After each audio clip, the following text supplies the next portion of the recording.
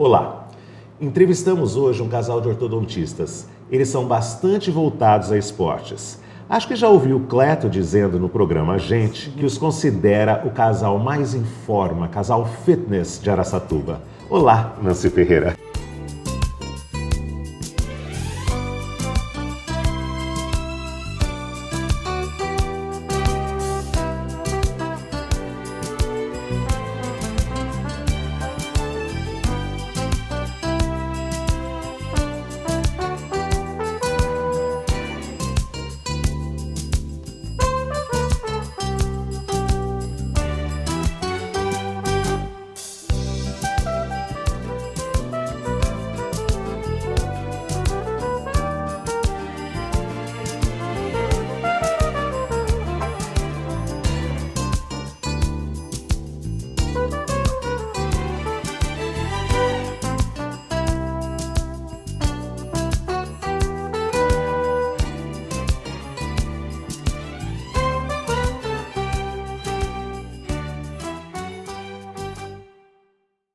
Ô Nancy, eu queria que eu até conheci alguns integrantes da sua família, estudei com seu irmão Ari no IE, eu quero que você fale um pouco da família em que você nasceu, do Dr. Rui, da Dona Mercedes. Então, Arthur, na minha casa era uma delícia, né? Porque todos gostavam de música, então...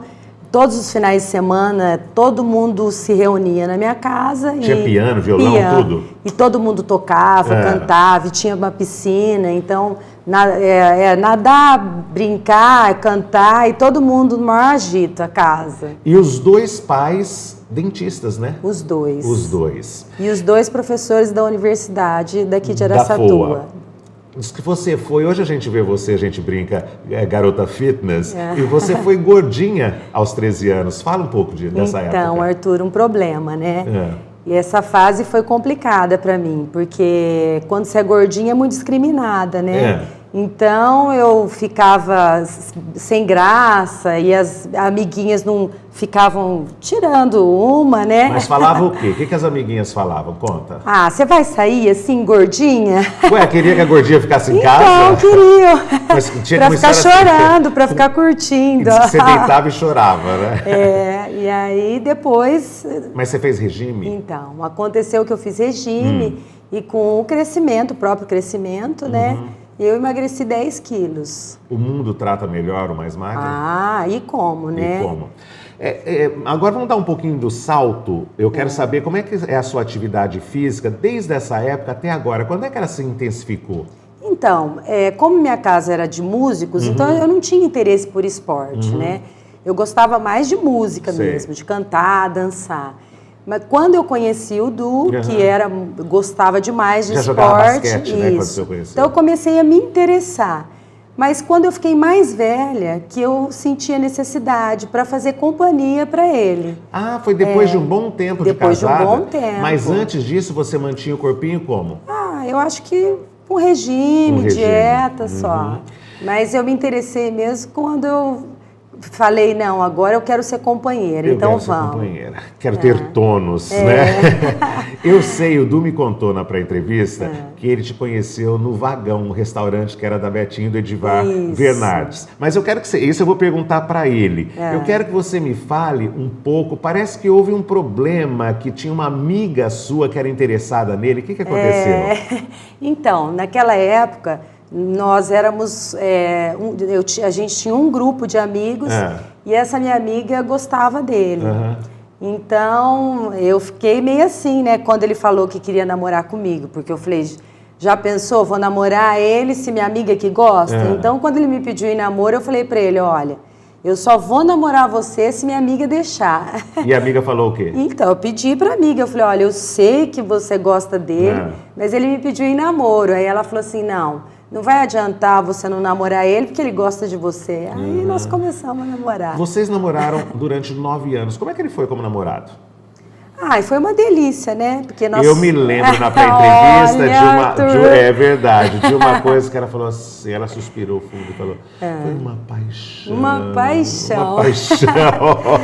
Foi mesmo? Foi, porque ele sempre me incentivou para muitas coisas, né?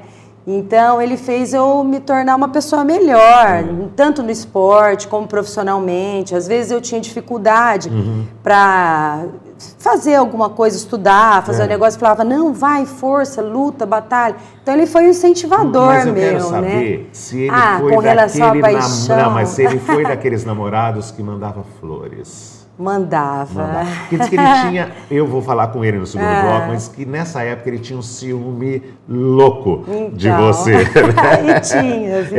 Você se formou em odontologia e se casou em seguida. Foi isso? Você se formou onde? Eu me formei em Presidente Prudente e depois de 6 meses que eu me formei, eu já tinha retornado para cá, para Araçatuba, e aí nós resolvemos casar. E tem uma mochibice que tem uma filha que falou que ele é pão duro na pré-entrevista, porque elas acompanharam a pré-entrevista, elas conseguiram ir jantar fora, voltaram e nós continuamos lá. E uma falou que ele era pão duro, ele queria provas disso, mas aí nós tivemos uma prova. O que aconteceu na lua de mel? Então, na lua de mel foi um problema, né? Porque eu recém-formada, e eu só fazia estágio, né? Então eu fui na faculdade e falei, bom, eu vou começar estudando para depois eu poder clinicar. Então eu fazia estágio em todas as disciplinas e no centrinho também. Então eu estudava muito, mas não recebia nada, né? E aí quando nós casamos, 6 meses após eu ter me formado, eu ainda não recebia. E aquela vontade de receber, mas não tinha nada fixo, né? Então nós fomos para a lua de mel. E aí, quando nós... Era em Natal, né, Lua de Mel? Quando a gente estava no avião, aí ele virou para mim e falou assim, quanto você trouxe de dinheiro? Aí eu falei, nada, e comecei a chorar. Não, mas eu tenho que fazer uma defesa nele. Aí nós fomos escafunchar essa história e o pai da Nancy tinha dado um vale, não sei o quê, e ele contava, obviamente, ele já sabia do vale e ia depois. Mas eu achei engraçado quando você contou. Ô Nancy, você hoje trabalha no Centrinho. Eu primeiro, antes de saber por que era um sonho trabalhar no Centrinho, eu quero que você explique o que é o Centrinho. Bom, Arthur, o Centrinho é uma unidade auxiliar da Unesp. E lá são assistidos pacientes que têm deficiência intelectual associada ou não a outro tipo de deficiência. Sei. Lá, a assistência ao paciente é integral, então tem várias disciplinas. O foco é a odontologia, mas tem cirurgiões dentistas, médicos, terapeuta ocupacional, fisioterapeuta. Então a gente assiste o paciente de uma forma global. Você pode me dar um exemplo? Então, os pacientes que são assistidos, um exemplo é o paciente que tem paralisia cerebral, né? Então, quando a gente vai fazer assistência do paciente que tem paralisia cerebral, se é a nível ambulatorial, dentro do consultório, então, às vezes, eles têm movimentos involuntários. Então, para a gente poder mexer na boca sem que eles se movimentem muito, então é necessário fazer a contenção do paciente. Então, a gente conta com o auxílio da fisioterapeuta para conter os movimentos, para ele ficar tranquilo, e do setor de enfermagem, para não ter perigo deles engasgarem com as próprias saliva, entre outras coisas, né? Eu sei que é uma equipe mesmo, que às vezes vocês precisam de fonoaudiólogo, né? De que outro equipe tipo? Multidisciplinar. Dê um exemplo, assim, uns 3 exemplos de outros profissionais que não dentistas que vocês precisam. Então, o cardiologista é muito importante, porque ele faz a parte de sedação. É o meu amigo Donizete. Ele faz a parte de sedação. Então, Donizete, que o Beto da Constroem disse aqui, que foi salvo por ele, né? Abraço, Donizete.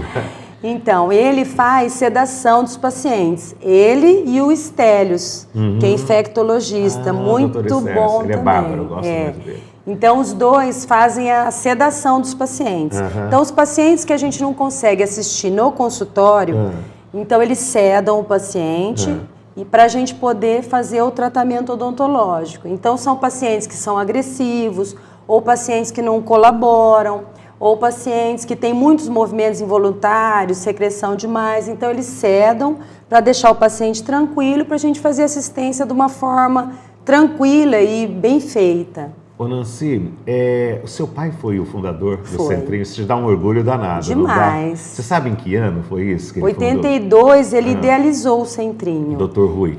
E depois, em 85, começou a funcionar. E os pacientes são assistidos, tem 10.800 pacientes estão matriculados. Nossa. E hoje o Centrinho é uma referência para o Brasil, não é? Isso, é uma referência para o Brasil, porque antigamente os pacientes eram tratados na Santa Casa. Sei. Eles iam para a Santa Casa, faziam um tratamento sob anestesia geral e às vezes tinham que extrair todos os dentes, Sei. porque não tinha lugar para atender. Então, quando foi montado o Centrinho, os pacientes começaram a ser atendidos de uma forma mais específica. Então, eram feitos tratamentos restauradores, né? Dentística, prótese, Antes do endodontia. Centrinho, onde é que uma família de Posses levava o seu filho deficiente para ser tratado? Na Santa Casa? Então, para Santa Casa. Pra Santa Casa. E era feito anestesia geral.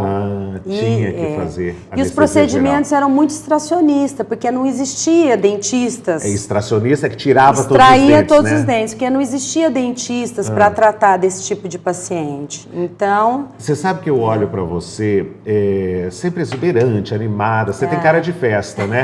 E eu fico imaginando, nunca imaginei que você trabalhasse num local que a mim parece tão inóspito. Eu, por exemplo, eu adoro fazer entrevista, acho que tem um valor social muito grande, do mesmo jeito que eu acho que tem um valor muito grande quem toma conta de paciente de câncer. E eu não conseguiria fazer, eu não seria médico nunca. Eu acho o ambiente triste. Eu nunca imaginei que você trabalhasse. Assim, aqui na General Glicério, no seu consultório particular, eu sempre te imaginei. O que eu não te imaginava é nesse contexto, muitas vezes o paciente com a boca torta, tendo que ser contido em termos de movimento, né?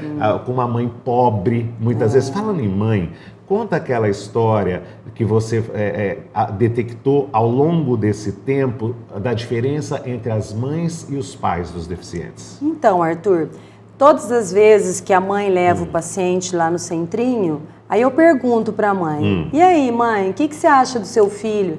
Sempre elas se referem ao filho assim, eu não viveria sem ele. Sei. Que é a coisa mais preciosa para mim. E eu percebo também que as mães sempre estão junto com os seus filhos. Aí, às vezes você pergunta assim, e o pai? Cadê? Aí a mãe fala assim, o pai não aguentou. E abandonou a família. Isso não é uma regra geral. Sim. Mas a maioria uma tendência, né? acontece isso. A mãe não abandona nunca. Você diz que foi muito importante ter ido trabalhar no Centrinho. Por quê? Como meu pai foi o idealizador e fundador do Centrinho, ele se dedicou muito. Então ele sempre trabalhou muito. E aí, como uma pessoa trabalha muito, alguma coisa fica falha, né? Então a gente sentia muita falta dele. Então eu falava, meu pai... Em casa. Meu pai, cadê seu pai? Tá trabalhando. Pai, aí eu queria conversar com ele, espera que eu tô trabalhando, espera que eu tô trabalhando. Então eu sentia a falta dele. Minha mãe sempre compensou muito esse lado dele. Esse lado. Então, mesmo quando eu fui... sendo dentista também, né? Mas quando eu fui pro Centrinho... eu pude entendê-lo, né? E aí eu vi a grandiosidade do que ele tinha feito. Obra. E eu sou fã número 1 dele, né? E está continuando o trabalho dele também. Então para mim é um orgulho ter... Fala nisso, a sua filha que dele. faz odonto disse que ela quer trabalhar no Centrinho. Você vê isso com bons olhos? Eu vejo.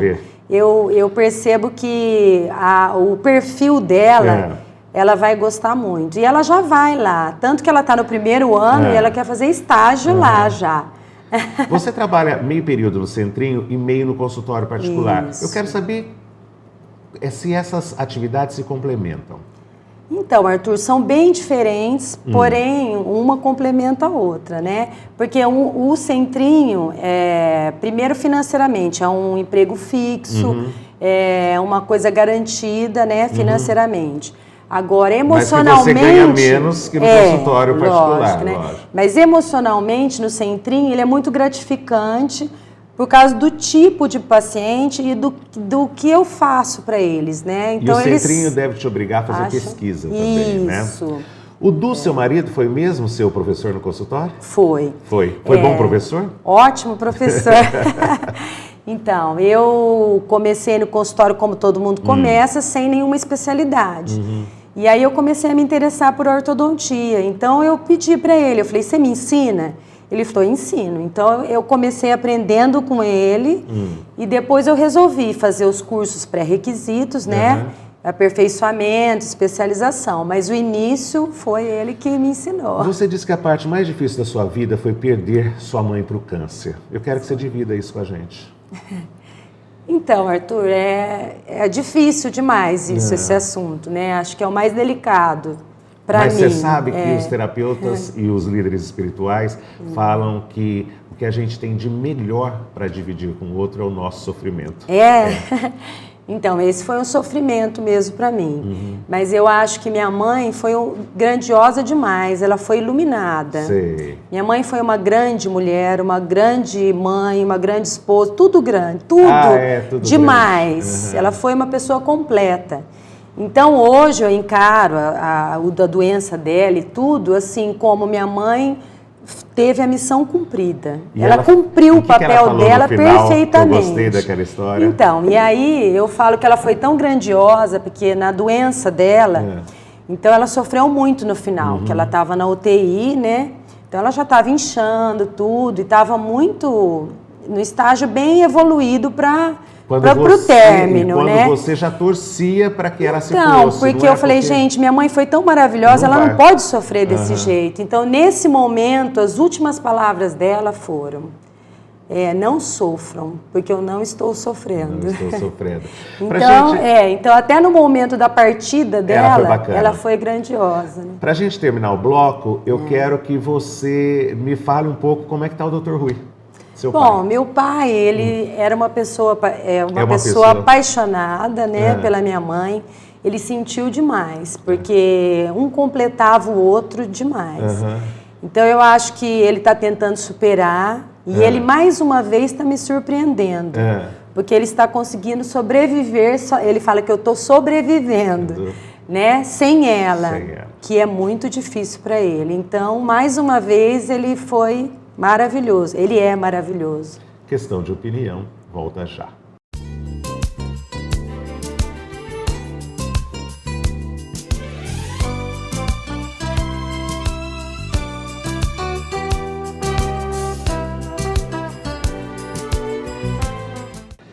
Estamos entrevistando um casal de ortodontistas bastante voltado a esportes. Meu recorde de tempo gasto em pré-entrevista era com o ex-prefeito de Birigui, o Borini, e com a Betinha Bernardes, que fala pra caramba. Foram 4 horas e 15 minutos. Nancy e Eduardo falam ainda mais e bateram este recorde. Fora o tempo do lanche delicioso, foram 5 horas de pré-entrevista. Olá, Eduardo Ferreira.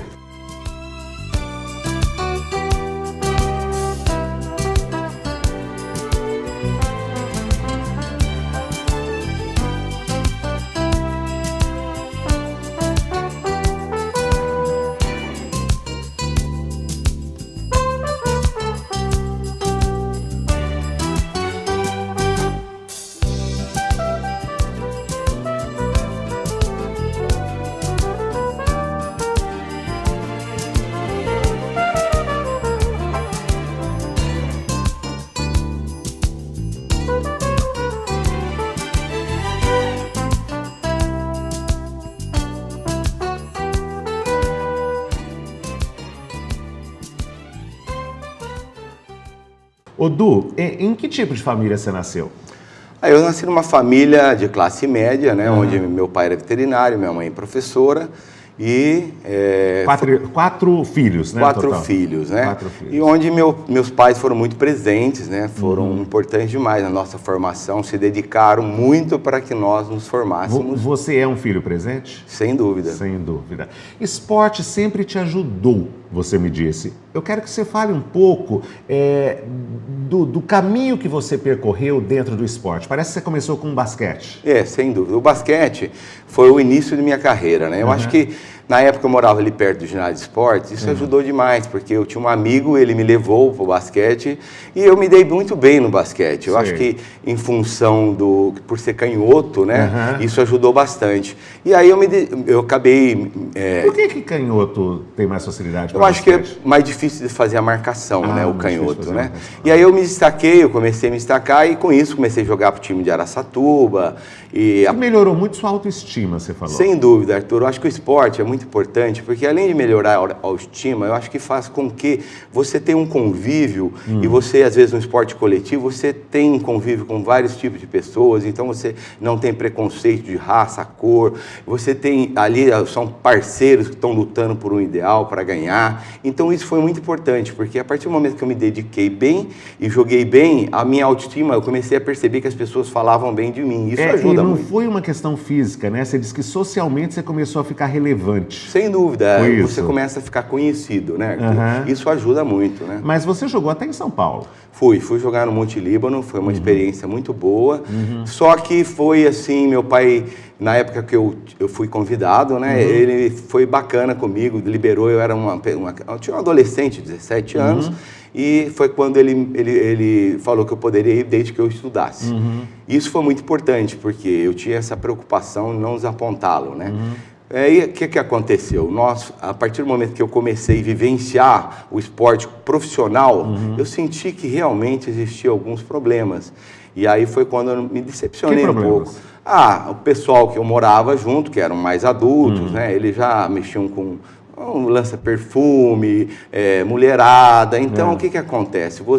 Eu fui focado. A partir do momento que eu vi que o foco estava se perdendo, eu achei melhor abandonar esse sonho e ir atrás do estudo, que realmente eu vi que eu não teria futuro. Mas você, até hoje, você já fez vários outros esportes. Quais? Sem dúvida. A minha vida é esporte, eu acho que é fundamental para mim. Então eu comecei futebol, basquete, aí teve a fase do tênis, depois academia, aí depois bike, corrida agora, que eu estou tentando correr e estou me dando bem, encontrando muito prazer na corrida.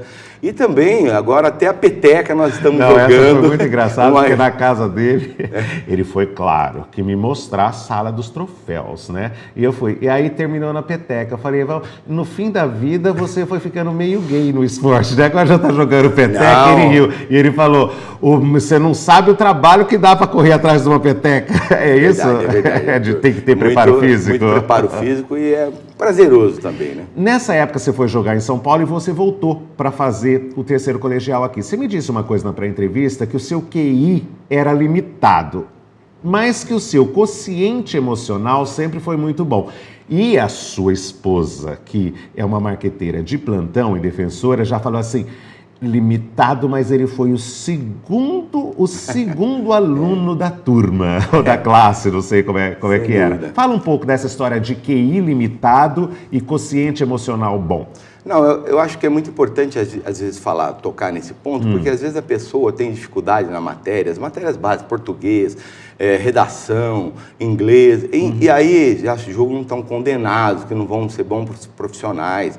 E eu diria o seguinte, que isso é muito importante para passar na faculdade, sem dúvida nenhuma, essas matérias são importantes. Mas a partir do momento que você entra na faculdade, eu percebi que não é só isso que rege o que vai ser bom um profissional, se vai ser competente ou não. É muito importante outros fatores. Por exemplo, você tem que ter ali saber ter um bom relacionamento, saber conversar, saber ser convincente, então ter habilidade manual. Então aí que entra o QE, que é muito importante, que é o quociente emocional, que eu acho que é onde eu consegui me superar e acabar me dando bem na profissão, você está entendendo? Que isso é fundamental. Não, até porque a gente está cansado de ver alunos academicamente fantásticos e que não são bons profissionais, e o contrário também, né? Você ia ser veterinário como seu pai. Por que decidiu ser dentista? Eu acho que, como eu via meu pai trabalhando, eu me sentia, eu gostava do que ele fazia. A partir do momento que eu conheci a Nancy, a família da Nancy, eu acabei... Todo mundo era dentista, né? Todo mundo era dentista. Lá para entrar você tem que apresentar a carteirinha de CRO, senão você não entra. Dos 5 irmãos, acho que só um que não foi, mas casou com uma dentista. Casou com uma dentista. Então, a partir daí, eu comecei a falar sobre odontologia e me encantei, né? E resolvi mudar a profissão. E eu acho que eu me dei bem. Você fez faculdade onde? Eu fiz faculdade em Lins. Em Lins. Isso. Lins é particular. É particular. E você disse que você aprendeu a conquistar o cliente na faculdade particular, que a faculdade particular te prepara para isso. Como é? A faculdade particular, ela te dá uma formação, não é acadêmica, você não vai se tornar um professor, mas eu acho que ela é mais voltada para a clínica. Isso é muito importante. Por quê? Quando você está no consultório, a realidade do consultório é outra. Então, numa faculdade particular, normalmente você tem que conquistar o seu paciente. Você tem que buscá-lo, senão você tem que fazer uma prótese, por exemplo, ela tem um custo protético.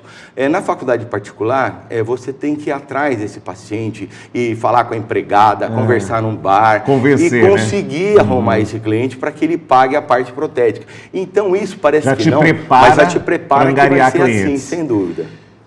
Você disse que depois que você fez estágio no Centrinho, onde a Nancy trabalha hoje, você passou a admirar ainda mais o trabalho dela. No início, eu tentei trabalhar no Centrinho.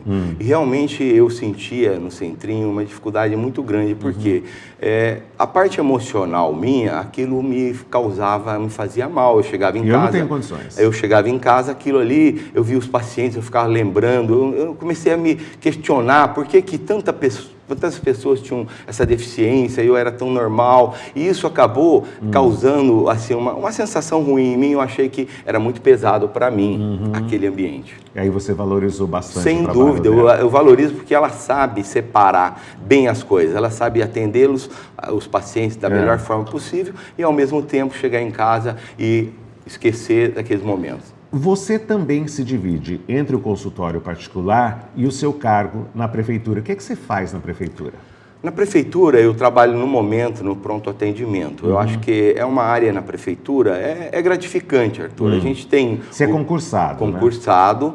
Temos o salário fixo, que é importante, é uma garantia para a gente, mas o grande referencial lá, eu acho que a gente não tem a parte financeira, não recebe do paciente, mas eles nos dão uma alegria, gratificação que eles nos dão é muito grande e é muito prazeroso, tanto que eu procuro fazer um atendimento igualzinho que eu tenho no consultório. Você diria que você trata o paciente da prefeitura exatamente como você trata o paciente da General Glicério? Eu acredito que sim, às vezes é muito prazeroso porque ele nos retribui de forma às vezes até melhor. Tem isso, então. E você sabe que a minha irmã, e eu quando eu vou fazer primeiro eu já começo a pesquisar para a pré-entrevista, depois da pré-entrevista eu continuo a pesquisa. Como minha irmã trabalhou com ele, eu perguntei, porque eu sabia que no consultório particular ele é muito eficiente, eu queria saber se naquele em que o salário está garantido, independente do seu desempenho profissional, se ele também fazia bem. E ela confirmou que ele, além de competente, é muito querido pelos pacientes. Obrigado. Não é bom? Achei dúvida, bem bacana isso. É muito importante. Você disse, sempre tive foco e sempre foi um bom marqueteiro também. Conte do seu marketing quando você ia aos bancos. No começo da carreira, você sabe, é difícil você montar uma clientela. Então, eu saía no banco, eu já saía preparado em todos os lugares que eu convivia, eu já saía com um bolinho de cartão, né? Então, eu encontrava uma pessoa, a gente já questionava, e aí, o que você está fazendo? Como é que está a sua vida? Consequentemente, você perguntava porque, consequentemente... Automaticamente teria a resposta, né? E, ao mesmo tempo, ele faria a pergunta para mim. E você, né? Eu falei, e você? Bom, eu sou dentista, estou formado e tal. Vamos ver, por sinal, tem um cartão meu aqui, olha aqui. Então, por coincidência. Por coincidência, vamos ver se eu tenho. Mas, na realidade, esse tipo de marketing, eu acho que é o marketing boca a boca, é o marketing mais importante. Sem dúvida. Os clientes que procuram a ortodontia são jovens, você me disse. E eu me pergunto, você faz tanto esporte, vai às baladas, assim, para que eles se identifiquem com você e procurem seu consultório? Não, eu acho que talvez a sequência seria diferente. Eu faço por prazer e, consequentemente, isso me ajuda. Esse que seria, talvez, eu faço porque eu gosto. Falando em esporte, o Ricardinho, eu sei que ele foi seu paciente, acho que a filha dele também. Quero saber se estrela dá mais trabalho. É relativo, né, Arthur? Eu acho que não. No caso do Ricardinho em específico, muito pelo contrário. A postura dele é uma pessoa incrível. Eu acho que realmente ele até merece todos os elogios, todos os títulos de cidadão e que ele recebeu em Araçatuba por falar tão bem de Araçatuba. Muito pelo contrário, o Ricardinho é uma pessoa simples e eu fiquei encantado.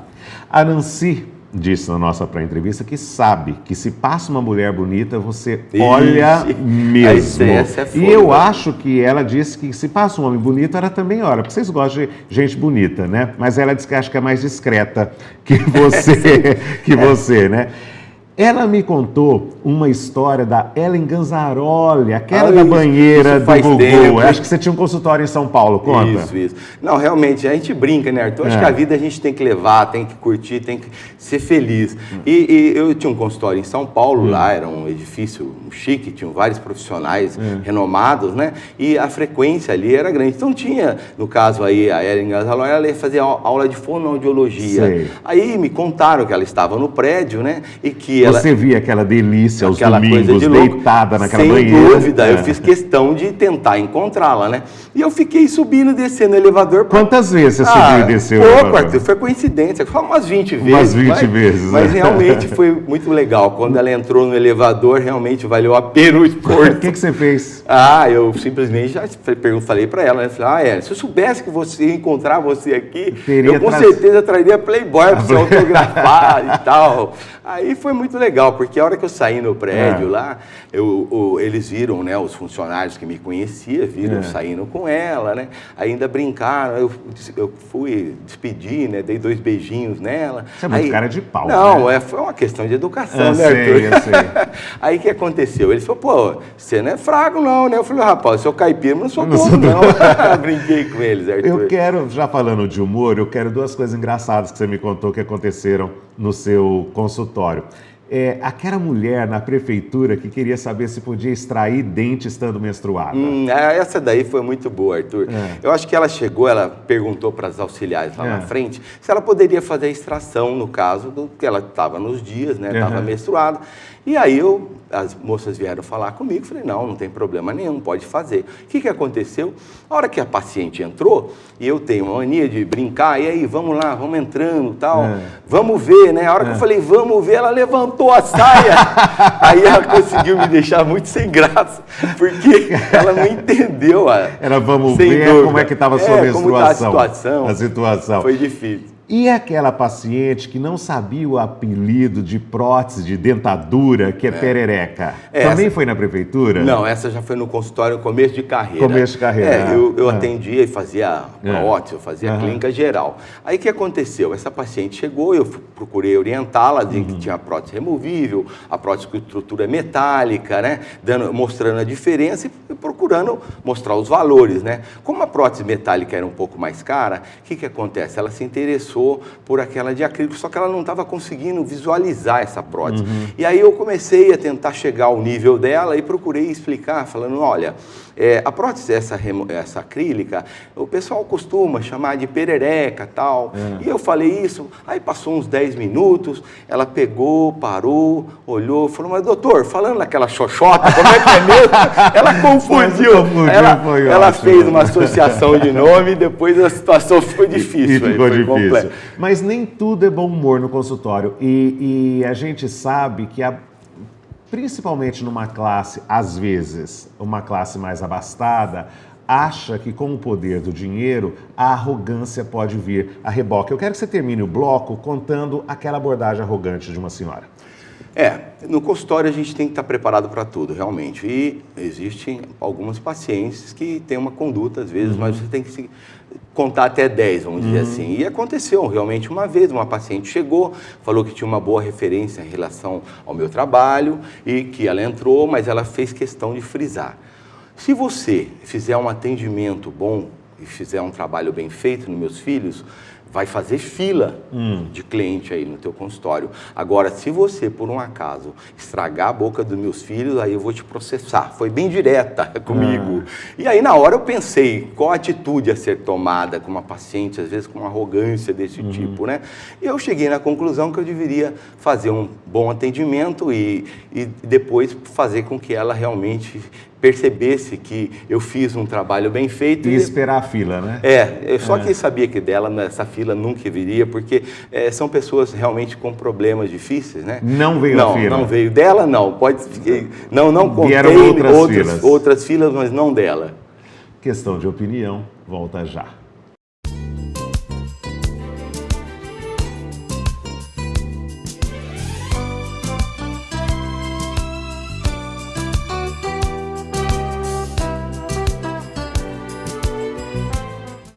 Continuamos entrevistando um casal de ortodontistas que é simultaneamente um casal fitness. O Du, eu sei que durante o namoro você tinha um ciúme doentio da Nancy, acho que quando ela foi estudar fora, quando você foi estudar fora, não sei. Como é que foi? Não, sem dúvida. Foi uma fase muito difícil, eu era muito ciumento. E ela foi fazer faculdade, conhecer na faculdade. Isso realmente eu fiquei com muito ciúme, foi difícil. E ela já tinha emagrecido, estava uma delícia. Estava numa fase maravilhosa, aí foi difícil, viu, Arthur? Ô Nancy, o Du já disse que tem mais ciúme de você hoje do que das filhas. Hoje você tem muito ciúme do Du? Lógico, tenho e muito. Você tem e muito. Eu me lembro de você ter dito, quem ama... Quem ama, cuida. Quem ama, cuida. E como cuida dele. E como cuida. Mas aí as pessoas falam... Como é que... elas falam. Ai, que canseira, né? Você fica cansada? Cansa, né, Arthur? Cansa. As pessoas inventam? Inventam. Tem muita gente maldosa, né? Você acredita no que as pessoas falam ou no que ele fala? Eu checo, né? Você checa, verifica. O Du, fala daquele seu se sentir pequeno uma vez. Não, Arthur, eu acho que foi uma fase da minha vida... Só deixa eu contar, porque ele, durante as nossas horas e horas de pré-entrevista, ele foi tomando uísque, a gente tirou cada coisa dele que foi bárbaro, vai. Não, mas é verdade, eu acho que a Nancy, numa determinada fase da minha vida, realmente, ela teve uma atitude muito nobre e eu fiquei assim, me senti até pequeno com a atitude que ela teve, eu acho que isso é importante. A grandeza da atitude dela. Realmente, foi demais. Vocês chegam a brigar por ciúme? Eu brigo. Você briga? Eu brigo. Às vezes fico enciumado, mas não chego a brigar. Ela briga, eu quero saber se você dá motivo para ela brigar. Às vezes pode ser que eu dê um motivozinho, né? Se a Nancy te der os motivos que talvez você dê a ela, tudo bem? Não, eu mato. Promissória assinada em público. Promissória assinada em público. Vou checar mais. Checa mais. Você procura ser recíproca, Nancy? Você procura ser recíproca no seu relacionamento? Né? Tem que ser. Tem que ser. Vocês estão em muito boa forma física, principalmente para sua faixa etária. Vocês já foram cantados no consultório? Eu nunca, Arthur. Acho que a gente toma uma postura, né? Que aí você porque tem uma distância. Próximo, né? O dentista por ser fica muito assim, próximo, você não pode ficar com muitos assuntos muito íntimos. Então você fala de uma maneira geral com o paciente. E você mantém aquela distância para não ter esse problema, né? Você já foi cantado? Não, eu acho que cantado não. Eu acho que sempre procurei manter uma certa distância e ao mesmo tempo as pessoas veem a gente trabalhando junto, isso ajuda muito, né? Que é o casal, a hora que... Por exemplo, acontece vai um casal, o marido vai levar a esposa que vai ser tratada e ela fica com ciúme de deixar, ele fica com ciúme de deixar a esposa com o Du ou ela fica com ciúme de deixar o esposo com você, o que vocês fazem? Então, se a gente percebe, antes que isso possa acontecer, a gente já apresenta um para o outro, fala, olha, esse daqui é meu marido, nós trabalhamos juntos, o nosso passar consultório uma tranquilidade, né? Realmente, porque isso é normal. Ciúmes é uma coisa que a pessoa sempre tem, né? Então você procura, percebeu isso? Você dá um jeitinho de fazer com que a pessoa se sinta mais segura no ambiente. Vocês são ratos de academia, né? E vocês frequentam academias diferentes. Como é que vocês fizeram essa opção por academias diferentes? Então, nós trabalhamos juntos.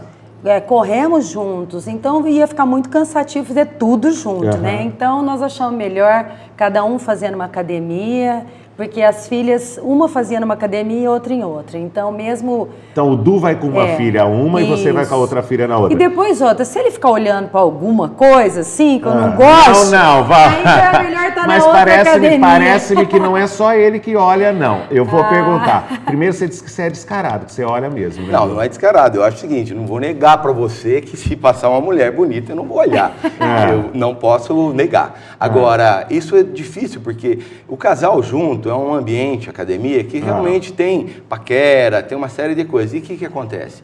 Se eu vejo alguém olhando para ela, às vezes isso vai me atrapalhar na academia. E, consequente, se ela vê alguém também, ela vai ficar constrangida. Então, o que os olhos não veem, sem dúvida, o coração... Sem dúvida. Acho tem hora que é melhor. É um lugar, a gente já faz quase tudo junto. Nós temos que ter nossa individualidade.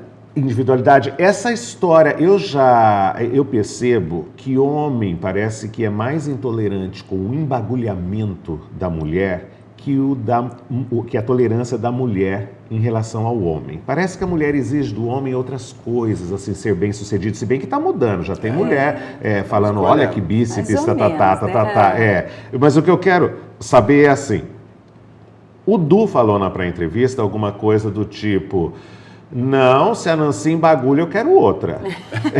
Eu quero saber, dando força, sim, eu quero a Nancy, só que ela tem que se manter em forma, é isso? Só que eu tinha tomado no skin, né? Mas aí é que fala de verdade, depois que eu briguei, ele já mudou de ideia. Já mudou de ideia. Mas agora eu quero de verdade, brincadeira à parte, eu quero saber, Nancy, se ele embagulha, te incomoda também? Lógico. Incomoda? Lógico. Mas você acha que incomoda do mesmo nível que incomoda o homem médio? Não é o mesmo. Quanto a casamento, vocês me pareciam pessoas menos conservadoras antes da pré-entrevista. Eu achei que eu fosse lidar com gente como aquela sexóloga da GNT, aquela canadense, que fala que entre adultos que consentem, tudo pode. Que mesmo no matrimônio, se está expresso ou se está tácito no contrato, pode. É tudo uma questão de ser fiel ao contrato. E eu vi vocês, mesmo o Duda nessas olhadas dele, se você olhar, ele já não quer, né? Ele quer alguns direitos e não quer te dar. Como é que vocês educam as filhas nesse sentido? Arthur, eu acho que a gente educa as meninas para serem independentes. Independentes. Né? Independentes, eu acho que isso que é o principal. Né? Eu acho que o relacionamento do casal, cada um tem que ter a sua independência, né? E procurar completar o outro. Eu acho que... Mas eu me lembro de você ter dito alguma coisa assim, mulher tá meio saidinha ou saída, tá? E demais, né? Você acha que também, perdeu, né? Não, eu acho que realmente o homem, ele é mais contido, né? Nessa... dia a dia na cantada e tudo mais. Como assim? Vocês que ele passam... não é tão direto. Eu nem vou usar a expressão que ele usou, porque eu não sei o horário que está indo ao ar. Mas ele passa, quando passa ele olha mesmo. Aí eu falei, se for bonita, ele falou, nem precisa ser tão bonita. Eu não digo olhar, eu diria assim, que realmente as mulheres, às vezes, elas não estão se valorizando tanto. E a nossa preocupação por ter 2 filhas, a gente realmente percebe nelas e tenta transmitir que é muito importante elas terem uma postura. Isso é fundamental hoje, para que a mulher seja... uma mulher... Vamos ver se a mulher no casal tá assim. Você tá brecha para ser cantada? Não. Não, fora do consultório eu tô falando. Tô. E você, Edu? Talvez eu fique, não seja tão assim sério sobre encalhão e isso pode acontecer algum problema, mas a conduta eu reconheço que às vezes, pelo meu modo de ser, a forma com que eu lido, com com as pessoas e às vezes você dá espaço. Eu acho, sabe o que eu acho? Eu acho que o homem, ele tem essa necessidade de se autoafirmar, né? Atraído. E dependendo da mulher também tem isso, mas não é o meu caso. Não é o seu caso. Eu acho que eu prefiro que as pessoas me respeitem. Eu acho que me respeitem, me tratem assim. Ela é uma mulher casada, ela é bem resolvida, ela sabe o que ela quer, ela tá com o marido dela porque ama. Então eu não preciso chegar e cantar e fazer essas coisas, entendeu? Eu não gosto. E essa você? Mulher vale ouro. Mas eu vou ter que fazer essa pergunta. Você prefere que mulher bonita te respeite ou te cante? Lógico que canta. Nossa, que gostoso, né? Levar uma vamos pular, vamos pular essa. Vamos pular. Se for paranga é ruim. Vamos pular essa. Tá tomando rumo. Tá tomando rumo. Vale, né? Eu quero saber, falando em mulher bonita, o que você já fez nesse corpinho, nesse rostinho? O que você faz para se manter assim jovem, em forma? Então, eu acho que a mulher tem que se cuidar, né? Eu faço exercício físico diariamente, né? Então, eu alterno os esportes. E que esportes? Eu faço corrida, musculação e a gente joga peteca, né? Uma bike de vez em quando. Bike. Então eu adoro fazer esporte. Não, agora vai. Cirurgia. Agora aqui, cirurgia, fiz um botoxinho aqui, um preenchimento. Tem mais. Um silicone. Tem mais. Né? E umas lipos. Umas lipos, só isso. Pronto. Né? O básico, né? Vamos ao metrosexual. Não, agora, não. Você é metrosexual? Não. Eu acho que pode ser assim um centímetro centímetro sexual. Eu acho que você já fez nesse corpinho que a Nancy gosta tanto? Aqui ainda está intacto, eu acho assim, eu não fiz nada. Nem o período da fimose, nada. Está perfeito, intacto. Eu acho que o que eu procuro fazer é aquela Botox, história. Nunca fez? Não, nunca fiz. Eu acho que não é nem por vaidade, eu acho que é prazer. Eu tenho prazer no esporte, isso foi algo que me acaba me dando em troco. Em troco eu recebo realmente um corpo bonito, você tem umas vantagens pelo fato de fazer esporte. Mas eu sou vaidoso, sim. Tenho alguns cuidados. Pensa em fazer preenchimento para tirar um pouco do vínculo? Olha, já até me falaram, mas não me incomoda, é interessante. Se precisar fazer implante de cabelo, você faz? Faço, não tem nada contra, muito pelo contrário. Eu acho que o importante, Arthur, é você olhar no espelho e você se sentir bem. Enquanto isso, você se sente bem olhando no espelho, acabou, você não precisa ficar em busca disso. Eu fujo do meu, você já sabe que eu fujo do meu espelho. Mas eu acho que é importante a gente... E peso, você puxa muito? Faz aquela comparação que você fez lá. Não, eu acho legal, assim, que às vezes eu estou numa academia, eu convivo com o pessoal mais jovem, né? E às vezes eles vêm puxando o peso, fazendo... 49, você tem 46? É isso? Quantos anos 46. Você... 46, você é 49. A moçadinha vê eu puxando peso, às vezes fica surpresa. Pô, você tem quantos anos? Eu falo, eu tenho tanto. Eles não acreditam porque eu realmente... Ele esnobou, não sei se era o uísque, ele falou assim, puxo na pré. Puxo peso igual menino de 20 anos. E eu quero saber. Falou mesmo. Falou, não falou? Você escutou, não, realmente, eu afirmo aqui que eu tenho isso, eu gosto do que eu esnobando desse jeito, eu quero saber se você vai ficar igual o tiozinho da Suquita cantando menininha dentro do elevador. Não, isso não vai. Aí eu largo. Aí você larga? Aí não. Só se você conferir, né? Ai, não, mas nem conferindo. Você chega. Não, isso você pode ficar tranquilo. Eu sei me posicionar muito bem. Tá bom. Vocês estão casados há 23 anos, e junto com os 9 anos de namoro, vocês já estão há 32 anos juntos. O que é que era melhor no passado e o que é melhor hoje? Arthur, eu acho que tudo ficou melhor hoje. Será? Eu acho que sim. Eu acho que hoje nós eu quero tirar o acho, eu quero que vocês pensem um pouquinho. Não há nada que era melhor? Não. Eu acho que hoje tudo... A faísca sexual hoje é melhor do que era? Melhor, sem dúvida. Eu acho que o sexo hoje, você já conhece a pessoa, já sabe o que ela gosta, como é.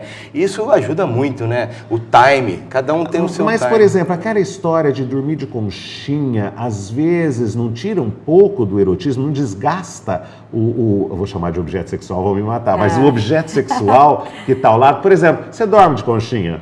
Só quando eu tô mal intencionada.